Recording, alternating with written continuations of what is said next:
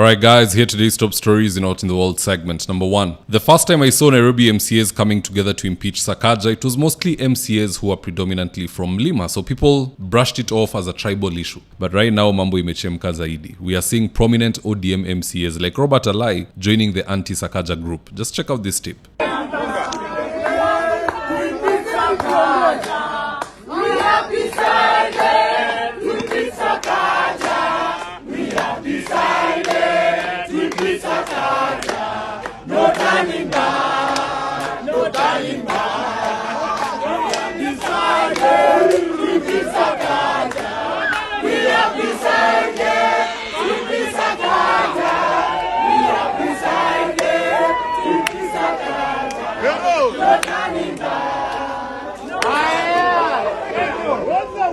It is no wonder that Sakaja had to run to look for Raila Odinga. The man is desperate for protection from above. In fact, here's Sakaja's image when he went to meet Raila, and one of the staff members snagged that photograph.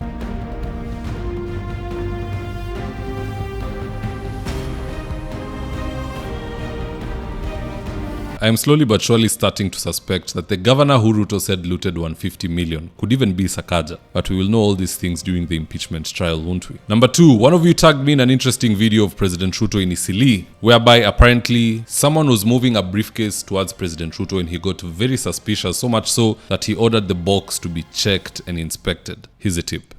Mbele ya katiba na mbele ya sheria na kila mtu nitahakikisha wamepata vitambulisho bila ya kubaguliwa na bila ya kuangaishwa. Tumekubaliana jameni? Basi wangwana wa Isli, wangwana wa Kamkunji, mimi nasema iko nini kwa hii nini? Wewe nichukulie hii sanduku. Chunguza iko nini ndani yake? Nataka nibebe. Nilipe kitu. Haya ndakupanga na kitu.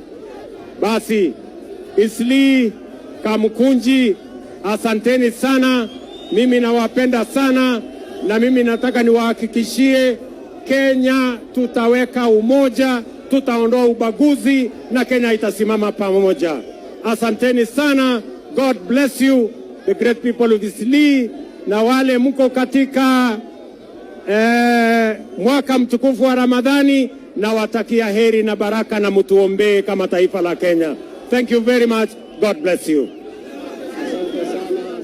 The fact that it took the president to discover the suspicious item that was being moved towards him shows that on that day, security forces on the ground were either sleeping or overwhelmed. And in any case, it just goes on to prove that we should not be doing rallies on top of vehicles. I don't know what we are waiting for. Ili hii kitu ipigwe marufuku. You know, in the US, back then, presidents would ride in drop tops. Convertible vehicle ambayo kichwa iko nje. It took a few of them getting assassinated for that to be removed. Now it is armored vehicles with armored glass and full convoys and snipers at the towers. JF Kennedy was killed like that, riding at the back of a convertible. Risasi ilipita kwa kichwa. I cannot play you the tape, but you can search it. It is there on the internet. We have never had any assassination in Kenya, nor do we want any assassination in Kenya. But some risky behaviors, kama hii ya kufanya rally juu ya gari. Ruto is guilty, Gachagua is guilty, Matiang'i is guilty, Kalonzo is guilty. Hii kikundi yote wako na hiyo tabia. Which amongst them wants to become the lesson for the others? Can't the National Security Council just ban this thing? During Madaraka Day na hizi sherehe zingine, si kuna gari rais huwa anapanda anazungushwa stadium akifanyia watu hivi. That whole thing is armored and the glass is bulletproof. Can't they just give him that vehicle akuwe akizunguka nayo akisalimia watu? Members of the National Security Council, if you're watching, this is a video you should be discussing in the next meeting. Third and final story of the day, we have a serious housing problem in this country, more so in neighborhoods like Pipeline. Just check out this video of Kenyans scrambling to secure units of a newly finished apartment in Pipeline. Roll the tape. Naitwa Pipeline. Cheki watu wanapigania nyumba. Hii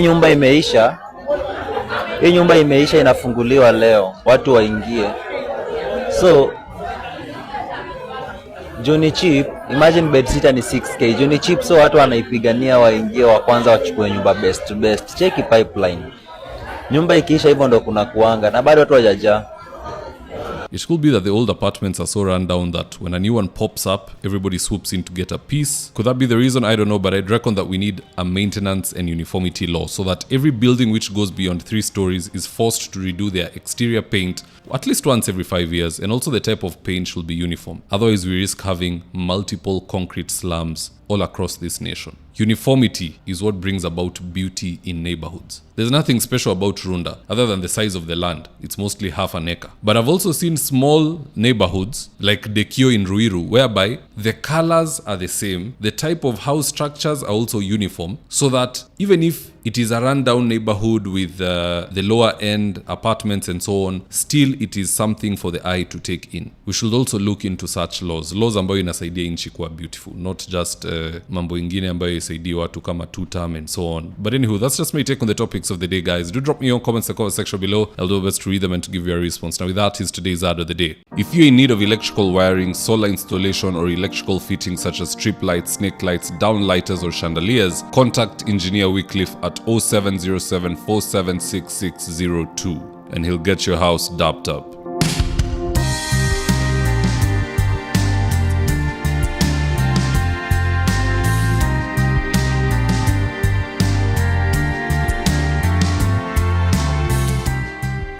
Now with that, if you're here for the first time, please go on and hit the subscribe button. And if you're watching for a different platform, just head on over to YouTube, search for David Wafula. Hit the subscribe button, you're going to be getting a ton of content of this nature. If politics is something you're passionate about, this is definitely the one channel that you really need to subscribe to.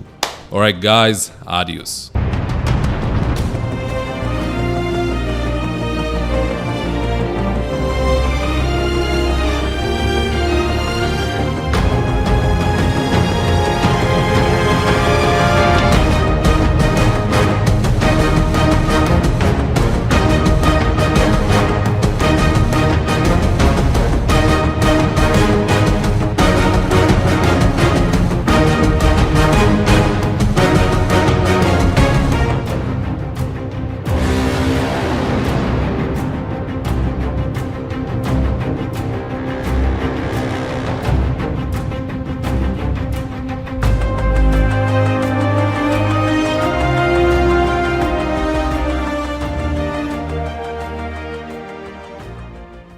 Thank you for choosing David Wafula as your primary news platform.